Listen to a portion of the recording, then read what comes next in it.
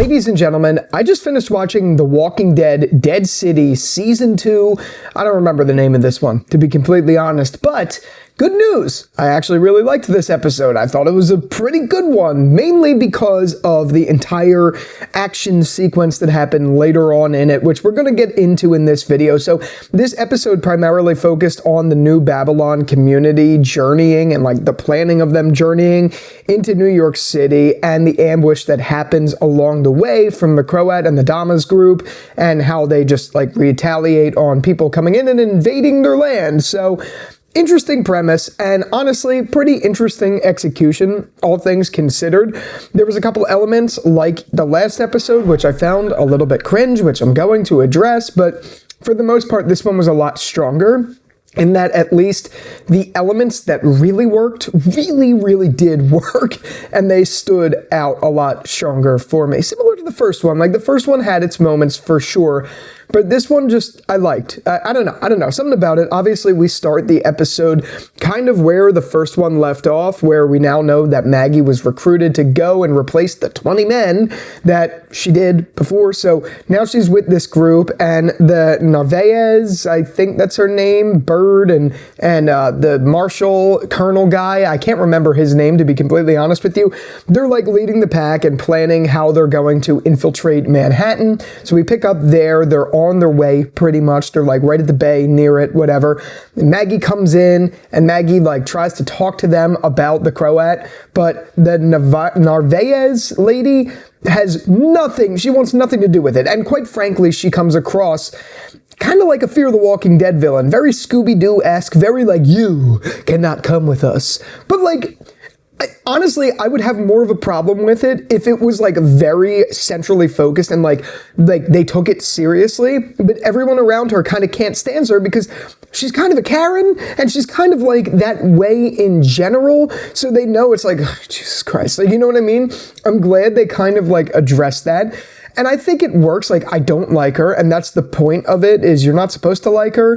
But I feel like with The Walking Dead, they do this sort of thing with their villains where they go like purposely over the top just to get you not to like them. I don't know, like the actress who's doing this performance isn't doing a bad job or anything, but like sometimes the writing is just interesting. It's like, you are not allowed, you are above the law, or like, you're not above the law, or like whatever. But in reality, Maggie's the only one there who's like been to New York City outside of the new Colonel guy. I can't remember his name, but outside of the two of them, no one else has really like been into the city to understand what the city's like. None of them else know the Croat the way that Maggie knows the Croat. So like, why is Narvaez like having such a problem with Maggie being in the picture? She already proved herself. She already proved that she could fight on 20 walkers and like beat them, even if it was not like the best fight ever. She already proved that. So like, why care? Like, what's the stick up your ass? I don't understand it, but I'm glad that that's like the focus of her character, and not so much like a Shrike or like a Ginny from Fear the Walking Dead or something like that. It's a much more based version of that, where everyone else is kind of like, fuck this lady. And I like that. I think if you could have a character that's like cringe like that, but you play it off in your writing where everyone else kind of thinks it's cringe too, it works. And not that anyone outright like said it was cringe or anything, but you can just tell they all don't like her because she's a Karen. Like, she's just a Karen. That's it. But anyway, after that whole planning sequence, Maggie spots a fire, recognizing that it's the Croat's like signal to people that like, I don't know what the signal was, but she saw it. And then very conveniently, which I thought was really stupid, very conveniently, out of nowhere, Herschel just comes and finds Maggie and is like, Mom, like, you're here too?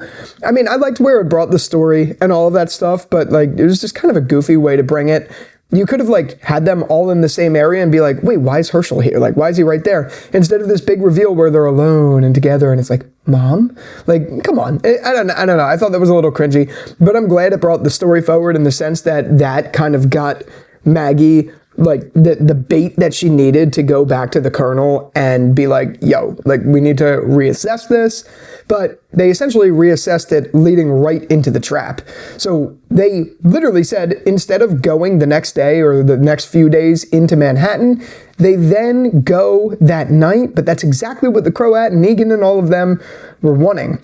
And on the Negan side of things, I'm really glad we're seeing that doing what he's doing is not good for him. Like, he doesn't like this. And I'm even glad we had that guy with the violin, like, showing Negan the good side of things and all of that stuff. I liked that whole thing. And yeah, where that goes later is really interesting. It was one of my favorite elements of the episode, actually. Just being honest, we're going to get to that. But anyway, so obviously we see the Croat and Negan clearly planning for this by using walkers essentially as ammo, I guess, to like throw. Kind of felt like a Walking Dead battle of, what's the one battle in Game of Thrones? Battle of like Blackmore or something like that. I could be completely wrong. Highwater, Bridgewater, I don't know the word. But anyway, that one where Tyrion like gets knocked out. That's what this one kind of reminded me of. I thought it was pretty interesting. So they're like prepping by bringing in walkers as ammo and all of that stuff. And yeah, that's that side of things. But as you slowly see, you see the ferry boat come in to, I guess it's the Hudson River they came into. But I thought it was a little interesting. Like, I live right by the Hudson River. Like, that's where I live. And there's never once been that thick of a dense of fog ever, but they had to do it. They had to have this like really thick fog, and then through the fog you see Manhattan. That doesn't exist, guys. Like, I've lived there for 2 years. Never once has there been this dense fog over Manhattan, then you just clear it through a ferry.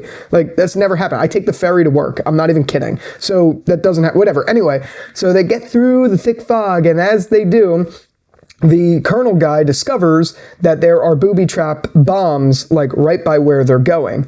So he sees them, and then right as he sees them, one of the bombs detonates in the front of the boat, and Bird, who is one of the Captain Colonel people, is like, "What was that?" The Colonel goes, "It was a bomb." Like, I don't know why. Maybe it wasn't obvious to them that it was a bomb, but like, what else would it be? I don't know. I thought that was pretty funny. It just made me laugh because he's like, "It was a bomb." Like, no shit, it was a bomb. We all just saw it was a bomb. Anyway, whatever. I thought that was pretty interesting. But then the sequence that followed was really cool.